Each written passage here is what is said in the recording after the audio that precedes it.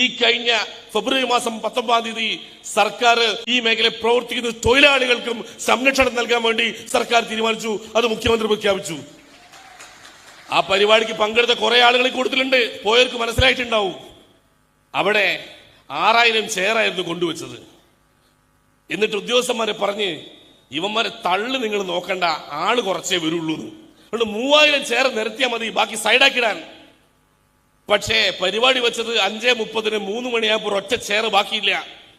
അവിടുത്തെ ഹോളും പുറത്തുള്ള ഗ്രൗണ്ടും മുഴുവനും ഒരു 10,000-ഓളം ആളുകൾ ഡിസ്ട്രിബ്യൂട്ടേഴ്സ് വന്ന് നിറഞ്ഞു.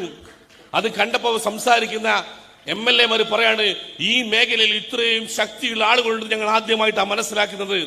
ഈ മേഖല ട്രേഡ് യൂണിയൻ പ്രവർത്തനം ശക്തമായി മുന്നോട്ട് കൊണ്ടുപോകണം. സഖാവ് പിണറായി വിജയൻ നടുക്കൂടെ നടന്നു വരുന്ന സമയത്ത് പുള്ളി നോക്കുന്നത് കണ്ടാൽ തോന്നുന്നു താഴേക്കാണ്. പുള്ളി ചുറ്റും നോക്കിയിട്ടുണ്ട്, ഈ സാധ്യത മനസ്സിലാക്കിയിട്ടുണ്ട്.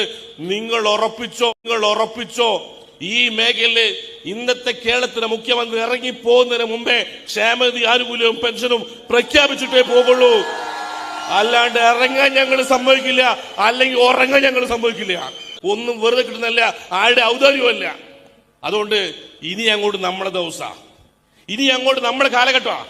അല്ല, നമ്മൾ കോഴിക്കോട് നളന്തയിൽ വലിയൊരു ട്രെയിൻ നടക്കുന്ന സമയത്ത് ഞാൻ പറഞ്ഞില്ലേനോ, മണീച്ചൻ കമ്പനിയായുള്ള ഹൈറിച്ചിനെയും ഗിവാൻടെക്കിനെയും പൂട്ടിയില്ലേ? ആർക്കത്ര ഇഷ്ടമായി